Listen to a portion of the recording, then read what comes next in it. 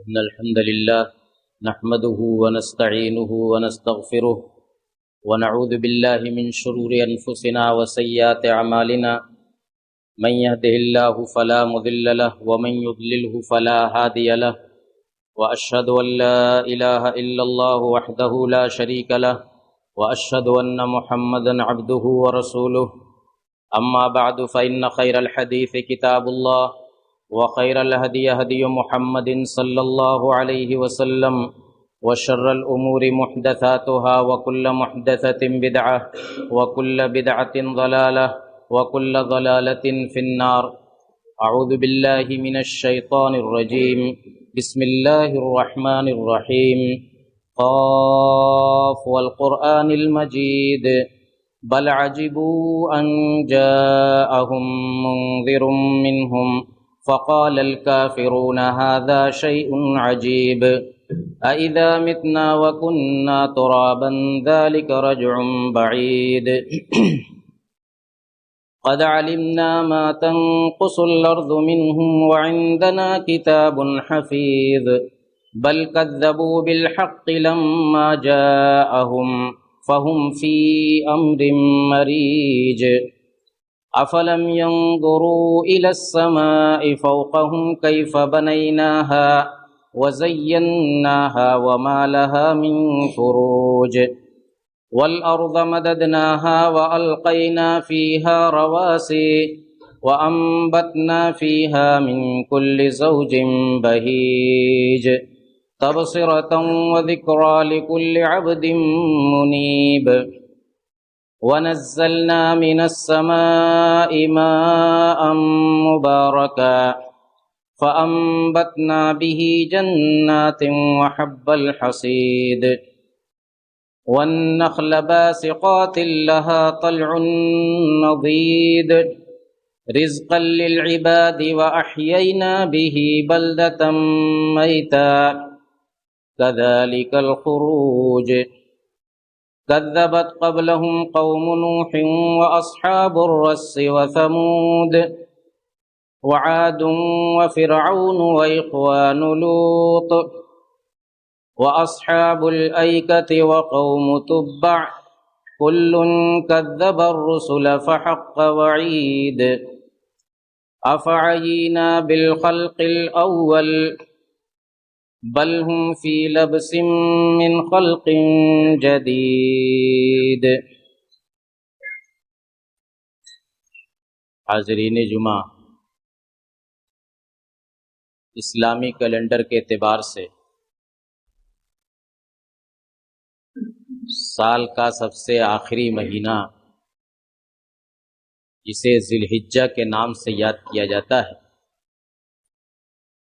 وہ مہینہ شروع ہو چکا ہے اور آج اس کی پہلی تاریخ ہے. اس مہینے کے اندر ایک تو یہ کہ پوری دنیا کے مسلمان عید الاضحیٰ کا تہوار مناتے ہیں اور قربانی کرتے ہیں، تو دوسری طرف مکہ مکرمہ کے اندر پوری دنیا کے مسلمانوں کی ایک بڑی تعداد اکٹھا ہو کر کے حج کا فریضہ ادا کرتی ہے. اس اعتبار سے ذی الحجہ کے یہ ایام بڑے ہی مبارک، بڑے ہی افضل اور بڑے ہی تقدس کے حامل ہیں. اللہ رب العالمین نے یہ ایام ہمیں عطا کیے ہیں، تو ہمیں ان ایام کی قدر کرنی چاہیے اور ان ایام کا جو حق ہے اس حق کو ادا کرنے کی کوشش کرنی چاہیے. کیا حق ہے ان ایام کا؟ قرآن کے اندر اور احادیث نبویہ کے اندر اس کو واضح کر دیا گیا ہے. ذی الحجہ کے یہ جو 10 دن ہیں شروع کے، ان 10 دن کے بارے میں قرآنی آیتیں بھی آئی ہیں اور اللہ کے نبی صلی اللہ علیہ وسلم کے اقوال بھی ہیں اور اعمال بھی ہیں. قرآن کے اندر سورہ فجر کی جو ابتدائی آیتیں ہیں، بسم اللہ الرحمن الرحیم والفجر ولیال عشر، یہ اللہ تعالیٰ نے فجر کی قسم کھائی ہے اور 10 راتوں کی قسم کھائی ہے۔ یہ 10 رات کون ہیں؟ کون سی راتیں مراد ہیں 10 راتوں سے؟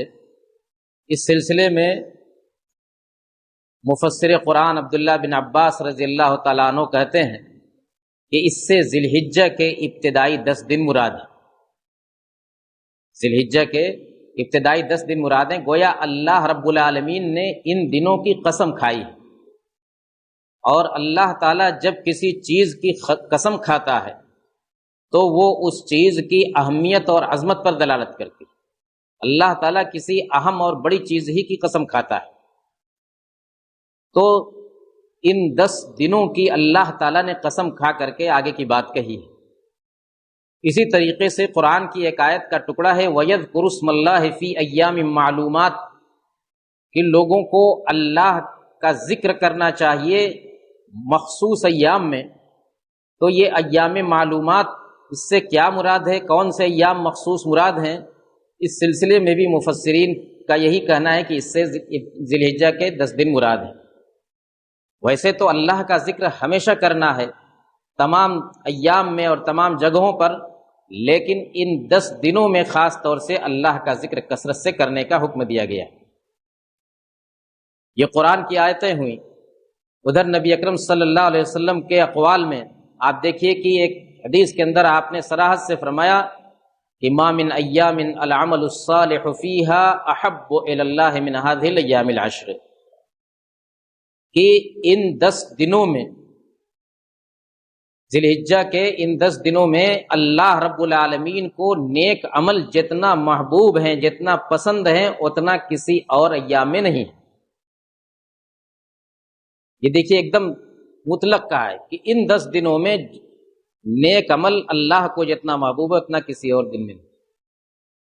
لوگوں نے کہا کہ اللہ کے رسول ولل جہاد فی سبیل اللہ، اللہ کے راستے میں جہاد کرنا بھی نہیں، یعنی اور دنوں میں انسان اللہ کے راستے میں جو جہاد کرتا ہے، کیا وہ بھی اس کا بھی اجر و ثواب اور اس کی بھی اہمیت نہیں ہے ان 10 دنوں کے عمل کے مقابلے میں؟ کہا کہ ولل جہاد فی سبیل اللہ، کہا کہ اللہ کے راستے میں جہاد کی بھی وہ اہمیت نہیں ہے، الا یہ کہ کوئی شخص اپنی جان اور مال دونوں لے کر کے نکلا، ولم یرجع بشیء، اور کچھ لے کر کے واپس نہیں ہوا، جان بھی قربان کر دی، مال بھی خرچ کر دیا، تو اس کا مرتبہ بڑھا۔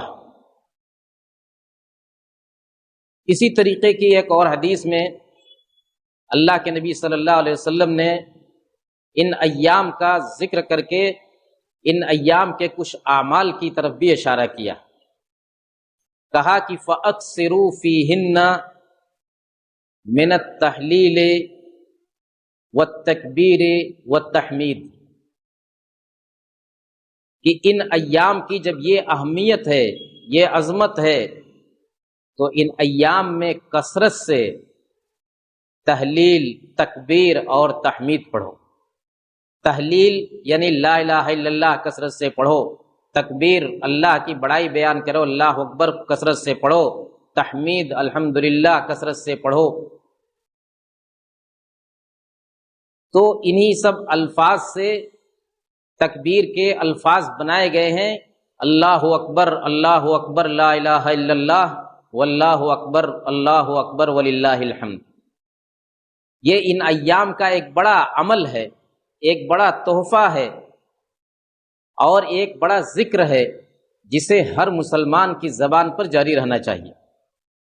اور اس کی شروعات اس مہینے کا چاند دیکھنے کے وقت سے ہو جاتی ہے، اور 13ویں ذی الحجہ کا سورج غروب ہونے تک یہ سلسلہ جاری رہنا چاہیے، تکبیرات کا سلسلہ۔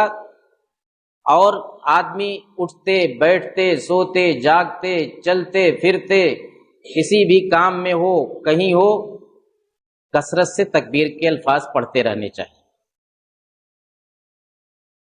صحابہ کرام کا عمل دیکھیے، صحابہ کرام خاص طور سے عبداللہ بن عمر رضی اللہ تعالیٰ عنہ اور حضرت ابو ہریرہ رضی اللہ تعالیٰ عنہ سنت کے بڑے شیدائی تھے، سنت پر عمل کرنے کا بڑا جذبہ رکھتے تھے، اور بھی صحابہ رکھتے تھے، لیکن ان دونوں صحابہ کا معاملہ کچھ زیادہ ہی سنت کے تعلق سے یہ زیادہ ہی اس کا اہتمام کرتے تھے۔ امام بخاری فرماتے ہیں کہ یہ دونوں صحابی ان 10 ایام میں بازار کی طرف نکل جاتے تھے اور بلند آواز سے تکبیر پڑھتے تھے تاکہ لوگوں کو یاد دلائیں کہ یہ تکبیر والے ایام ہیں۔ بلند آواز سے تکبیر پڑھتے تو لوگ جو ہے ان کی تکبیر سن کر کے وہ لوگ بھی تکبیر پڑھنا شروع کر دیتے تھے۔ تو اس طریقے سے ان ایام میں سب سے پہلا اور اہم کام یہی ہے کہ کثرت سے اللہ کو یاد کیا جائے، کثرت سے اس کی تکبیر، اس کی بڑائی اور اس کی وحدانیت کا اقرار کیا جائے، اس کا شکریہ ادا کیا جائے، اور تکبیر کے جو بھی الفاظ ہوں، سب سے مشہور الفاظ تو یہی ہیں، اللہ اکبر لا الہ الا اللہ واللہ اکبر وللہ الحمد۔ اس کے علاوہ اور بھی جو الفاظ آتے ہیں ان الفاظ کے ذریعے اللہ کو زیادہ سے زیادہ یاد کرنا چاہیے اور ان ایام کی اہمیت کو سمجھنا چاہیے۔ دوسرا عمل ان ایام کا، جیسا کہ آپ جانتے ہیں، وہ یہ کہ جو شخص قربانی کا ارادہ رکھتا ہے عشرہ ذی الحجہ میں، یعنی قربانی کے دن یا اس کے بعد ایام تشریق میں، تو اس کے لیے یہ حکم ہے کہ ان ایام میں اپنے بال اور ناخن وغیرہ نہ کاٹے۔ ان ایام میں جو شخص قربانی کا ارادہ رکھے وہ ان ایام میں اپنا ناخن اور بال وغیرہ نہ کاٹے، اس کے لیے ممانعت ہے۔ یہ ممانعت قربانی کا ارادہ رکھنے والے کے لیے، قربانی کا ارادہ ہے، بھلے قربانی کا جانور ابھی پاس میں نہیں ہے، خریدا نہیں گیا ہے، لیکن ارادہ ہے، نیت ہے، تو چاند دیکھنے کے بعد سے ناخن اور بال وغیرہ اس کو نہیں کاٹنا چاہیے۔ یہ تاکیدی حکم ہے، اور اس کی خلاف ورزی کرنے پر اس کو گناہ ہوگا، اس کی خلاف ورزی کرنے پر اس کو گناہ ہوگا۔ اس کی قربانی تو ہو جائے گی، لیکن اگر کسی عذر شرعی کے بغیر اس نے یہ کام کیا ہے تو وہ گناہ کا مستحق ہوگا۔ اب اس حکم میں گھر کے دوسرے افراد بھی آتے ہیں یا نہیں آتے؟ آپ جانتے ہیں کہ قربانی گھر کا جو مکھیا ہوتا ہے، جو بڑا ہوتا ہے، ذمہ دار ہوتا ہے، وہ اپنی طرف سے کرتا ہے، لیکن اس میں اپنے پورے گھر کو شامل کرتا ہے۔ تو کیا پورے گھر والوں کے اوپر یہ حکم نافذ ہوگا کہ پورے گھر والے، عورتیں، بچے وغیرہ سب نہیں اپنا ناخن اور بال کاٹیں گے، یا صرف جو جس شخص کے نام سے اصلاً قربانی ہو رہی ہے وہی پابندی کرے گا؟ اس سلسلے میں دونوں طرح کے اقوال علماء کے ہیں کہ اصل میں تو مخاطب وہی ہے جس کو قربانی کرنی ہے، باقی اور لوگ اس کے مخاطب نہیں ہیں۔ البتہ بعض تابعین سے، یعنی صحابہ کے بعد والی نسل سے اس طرح کی باتیں منقول ہیں، جیسے ابن سیرین ہیں، سعید بن مسیب وغیرہ ہیں، کہ وہ ان ایام میں بچوں تک کے ناخن اور بال کاٹنے سے پرہیز کرتے تھے، کٹوانے سے پرہیز کرتے تھے۔ یہ تربیتی اعتبار سے بھی اچھی چیز ہے، اور اس اعتبار سے بھی کہ جو لوگ اس کے قائل ہیں کہ یہ حکم جو ہے گھر کے سارے افراد پر لاگو ہوتا ہے، اس اعتبار سے بھی بہتر ہے۔ لیکن بہرحال جو تاکیدی حکم قربانی کرنے والے کے لیے ہے وہ حکم عورتوں اور بچوں پر نہیں نافذ ہوگا۔ اگر یہ کرتے ہیں تو اچھی بات ہے، نہ کرتے ہیں تو یہ اس طرح سے گناہ کے مستحق نہیں ہوں گے جس طریقے سے قربانی کرنے والا ہوتا ہے۔ البتہ اس سلسلے میں ایک روایت اور آتی ہے کہ جو شخص قربانی کی طاقت نہیں رکھتا ہے وہ ان ایام میں بال اور ناخن وغیرہ کاٹنے سے پرہیز کرے، اور 10ویں ذی الحجہ کو بال اور ناخن وغیرہ کاٹے تو اس کو پوری قربانی کا ثواب ملے گا، اس کو پوری قربانی کا ثواب ملے گا۔ اس روایت کے سلسلے میں محدثین کے بارے میں، محدثین کے یہاں اختلاف ہے، بعض لوگ اس کو صحیح ضعیف اور بعض لوگ اس کو حسن کے درجے کی قرار دیتے ہیں، قابل عمل قرار دیتے ہیں۔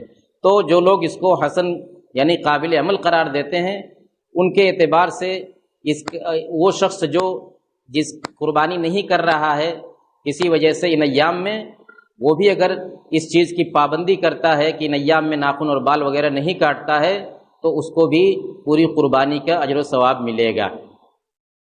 تیسرا عمل ان ایام کا میرے بھائیوں روزے کا۔ دیکھیے ساری عبادتیں ہیں، یہ ایام عبادت کے ہیں، اور جو یہ بتلایا کہ ولیالٍ عشر، 10 راتوں کی اللہ نے قسم کھائی ہے، 10 دنوں کی قسم کھائی ہے، اور ادھر آپ جانتے ہیں کہ رمضان کا آخری عشرہ بھی سب سے مبارک عشرہ مانا جاتا ہے اور عبادت کے لیے سب سے اہم مانا جاتا ہے۔ تو آیا رمضان کا آخری عشرہ زیادہ اہم اور زیادہ افضل ہے یا ذی الحجہ کا پہلا عشرہ زیادہ اہم ہے اور زیادہ افضل ہے؟ اس سلسلے میں شیخ الاسلام ابن تیمیہ رحمۃ اللہ علیہ اور دوسرے علماء کا یہ کہنا ہے کہ رمضان کے آخری عشرے کی راتیں زیادہ افضل ہیں اور ذی الحجہ کے پہلے عشرے کے دن کے اوقات زیادہ افضل ہیں۔ اس طریقے سے دونوں کو اس کا حق مل جاتا ہے۔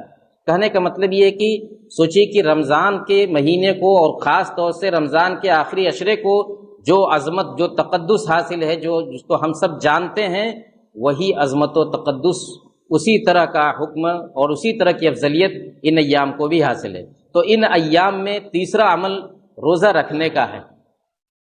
روزہ رکھنے کا اللہ کے نبی جناب محمد الرسول اللہ صلی اللہ علیہ وسلم کا یہ معمول تھا۔ بعض ازواج مطہرات سے مروی ہے کہ اللہ کے نبی صلی اللہ علیہ وسلم ذی الحجہ کے ابتدائی 10 دنوں میں روزہ رکھنے کا بڑا اہتمام کرتے تھے۔ ابتدائی 9 دنوں میں، اس لیے کہ 10ویں کو تو قربانی ہوتی ہے اور اس دن روزہ رکھنا منع ہے۔ تو ذی الحجہ کے ابتدائی 9 دنوں میں اللہ کے نبی صلی اللہ علیہ وسلم روزہ رکھنے کا اہتمام کرتے تھے، پابندی کرتے تھے۔ ویسے تو اللہ کے رسول صلی اللہ علیہ وسلم کے معمولات نفلی روزوں کے سلسلے میں جو ہے آپ جانتے ہیں کہ وہ کتنی کثرت سے نفلی روزہ رکھتے تھے، لیکن جن ایام میں پابندی کے ساتھ روزہ رکھتے تھے ان ایام میں یہ ذی الحجہ کے ابتدائی 9 دن بھی ہیں۔ ان 9 دنوں میں جو 9واں دن ہے، جس کو عرفہ کا دن کہا جاتا ہے، یعنی بقرعید کے ایک دن پہلے والا دن 9ویں ذی الحجہ کا، اس دن روزہ رکھنے کی خاص فضیلت بیان کی ہے آپ نے۔ آپ سے پوچھا گیا اس دن کے روزے کے بارے میں، تو آپ نے فرمایا کہ یکفر السنۃ الماضیۃ والباقیہ، کہ اس سے 1 سال پچھلے اور 1 سال اگلے گناہ معاف ہوتے، ایک روزے سے 2 سال کے گناہ معاف ہو جاتے ہیں انسان کے۔ یہ ایک بہت اچھا موقع ہے، اس کو غنیمت جاننا چاہیے۔ تھوڑا سا عمل اور ڈھیر سارا اجر و ثواب، تھوڑا سا عمل اور ڈھیر سارا اجر و ثواب، کہ ایک روزہ رکھ کر کے 2 سال کے گناہ معاف ہو جائیں۔ انسان گناہوں سے لدا فدا ہوتا ہے، گناہوں میں لت پت ہوتا ہے، اس کو ہر آن ضرورت ہوتی ہے اس بات کی کہ اس کے گناہوں کا کفارہ کوئی چیز بنے، اس کے گناہ معاف کیے جائیں۔ تو اللہ رب العالمین نے یہ موقع ہم کو دیا ہے، تو کم سے کم اگر پورے 9 دن نہیں رکھ سکتے، 9 دن پورے رکھیں یا اکثر رکھیں تو بڑی اچھی بات ہے، لیکن کم سے کم 9ویں ذی الحجہ کا روزہ ضرور رکھنے کی کوشش کرنی چاہیے اور اس فضیلت کو اور اس اجر و ثواب کو حاصل کرنے کی کوشش کرنی چاہیے۔ میرے بھائیوں، قربانی ایک عبادت ہے اور ہر عبادت کے اندر خلوص اور للہیت اور نیک نیتی بہت اہمیت رکھتی ہے۔ ہم قربانی اسی لیے کرتے ہیں تاکہ اللہ کو راضی کریں، ہم نماز اسی لیے پڑھتے ہیں تاکہ اللہ کو خوش کریں۔ اسی طریقے سے جتنے اعمال صالحہ ہیں، جتنی نیکیاں ہیں، وہ صرف اور صرف اللہ کے لیے کی جاتی ہیں۔ قرآن میں کہا گیا ہے کہ لن ینال اللہ لحومها ولا دماؤها ولکن ینالہ التقوی منکم۔ قربانی کا گوشت اللہ کے یہاں نہیں جاتا ہے، قربانی کا خون اللہ کے یہاں نہیں جاتا ہے، کیا چیز جاتی ہے؟ وَلَٰكِن يَنَالُهُ التَّقْوَىٰ مِنْكُمْ، تمہارے دل کا جو تقوی ہے، جو خشیت ہے، جو خوف ہے، جو عبادت کا پہلو ہے، وہ اللہ کو مطلوب ہے۔ ایک جگہ فرمایا کہ انما یتقبل اللہ من المتقین، قربانی ہی کے حوالے سے کہا کہ اللہ تعالیٰ تقوی والوں کی قربانی قبول کرتا ہے۔ یہ وہی تقوی ہے جو رمضان کے مہینے میں ہم سنتے چلے آئے ہیں کہ لعلکم تتقون، وہی تقوی، اسی کا تذکرہ یہاں بھی ہے۔ تو قربانی ایک عمل ہے، ایک عبادت ہے جو صرف اور صرف اللہ کے لیے کی جاتی ہے، اور اس میں کسی طرح کی ریاکاری، نمود، نمائش کا جذبہ نہیں ہونا چاہیے۔ اور دوسری یہ کہ دوسرے اعمال میں اور قربانی میں ایک طرح سے ہم آہنگی ہونی چاہیے ایسا نہ ہو، دیکھنے والے کو ایسا نہ لگے کہ دوسرے اعمال میں تو ہم بڑے سست نظر آئیں لیکن قربانی کے معاملے میں بہت آگے آگے۔ اچھی بات ہے قربانی کے معاملے میں آگے آگے رہیں، لیکن اور بھی دوسری جو عبادتیں ہیں ان عبادتوں میں بھی ہمیں آگے آگے رہنا چاہیے۔ دیکھیے اللہ تعالیٰ نے قربانی کا جہاں حکم دیا ہے وہاں کہا کہ فَصَلِّ لِرَبِّكَ وَانْحَرْ، اپنے رب کے لیے نماز پڑھیے اور قربانی کیجیے۔ دیکھیے نماز اور قربانی دونوں کو ایک ساتھ ذکر کیا اللہ تعالیٰ نے، گویا کہ جو درجہ نماز کا ہے عبادت کی حیثیت سے وہی درجہ قربانی کا بھی ہے۔ تو ہم نماز سے غافل رہیں اور قربانی کے معاملے میں بہت زیادہ متحرک رہیں تو یہ ہمارے اس جذبے پر سوالیہ نشان کھڑا کرتا ہے۔ اسی طریقے سے اللہ تعالیٰ فرماتے کہ قُلْ إِنَّ صَلَاتِي وَنُسُكِي وَمَحْيَايَ وَمَمَاتِي لِلَّهِ رَبِّ الْعَالَمِينَ، اے نبی آپ کہہ دیجئے کہ میری نماز اور میری قربانی، میرا جینا میرا مرنا سب اللہ رب العالمین کے لیے۔ یہاں بھی نماز اور قربانی کو ایک ساتھ ذکر کیا، لہذا قربانی کا فریضہ یا قربانی کی سنت ادا کرتے وقت ہمیں یہ ملحوظ رکھنا ہوگا کہ ہم پورے اسلام کو اپنے سامنے رکھیں اور عبادت کی جتنی شکلیں ہیں بالخصوص فرائض ان کا ضرور خیال رکھیں۔ ایک چیز اور ہمیں غور کرنے کی ہے کہ قربانی ایک آدمی کی طرف سے ایک قربانی اگر کرتا ہے تو اس کے پورے اہل و عیال کی طرف سے وہ قربانی ادا ہو جاتی ہے۔ اس پریوار میں جتنے بھی افراد ہوں، ایک آدمی کے ماتحت جتنے بھی افراد ہوں، وہ ایک قربانی ایک بکری کی شکل میں ہو، بکرا کی شکل میں ہو یا کسی اور شکل میں، وہ پورے پریوار کی طرف سے ہو جاتی ہے۔ لہذا اگر کوئی ایک بکرا بکری کرتا ہے قربانی تو اس کو یہ نہیں سوچنا چاہیے کہ میرے گھر والوں کی طرف سے تو قربانی ہوئی نہیں۔ اللہ کے نبی صلی اللہ علیہ وسلم کی حدیثیں دیکھیے، قربانی کی جو دعائیں ہیں ان میں جگہ جگہ کہا کہ اللہم تقبل من محمد و آل محمد و من امت محمد، کہ اللہ تعالیٰ میری طرف سے، میرے پورے گھر والوں کی طرف سے، میری پوری امت کی طرف سے قبول کر لے۔ اس طرح کے الفاظ ہیں۔ تو ایک بکرا ایک بکری پورے گھر کی طرف سے کافی ہے۔ صحابہ کرام اس کو اچھی طرح سمجھتے تھے اور اس پر عمل کرتے تھے۔ حضرت ابو ہریرہ رضی اللہ تعالیٰ عنہ کے بارے میں آتا ہے کہ وہ قربانی کے لیے کوئی بکری لاتے تھے گھر میں، ان کے گھر والے پوچھتے تھے کہ اور ہماری طرف سے، تو کہتے تھے کہ وعنکم، تمہاری طرف سے بھی یہی ہے۔ اس طرح کی بہت ساری روایت ہے۔ کہنے کا مطلب یہ ہے کہ کسی کو یہ نہیں سوچنا چاہیے کہ گھر کے ہر فرد کی طرف سے جب تک قربانی نہیں ہوگی تب تک یہ عمل مکمل نہیں ہوگا، ایسا کچھ نہیں ہے۔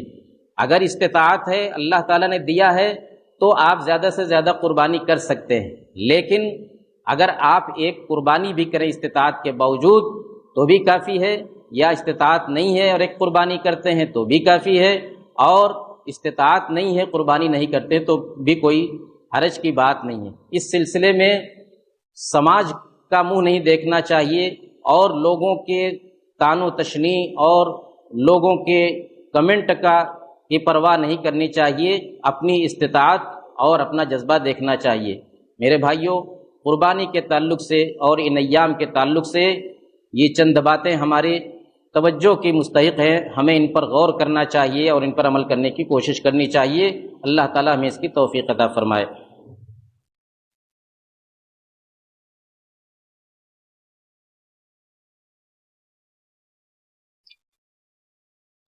الحمد لله نحمده ونستعينه ونستغفره ونعوذ بالله من شرور أنفسنا وسيئات أعمالنا، من يهده الله فلا مضل له ومن يضلله فلا هادي له، وأشهد أن لا إله إلا الله وحده لا شريك له، وأشهد أن محمدا عبده ورسوله، أما بعد۔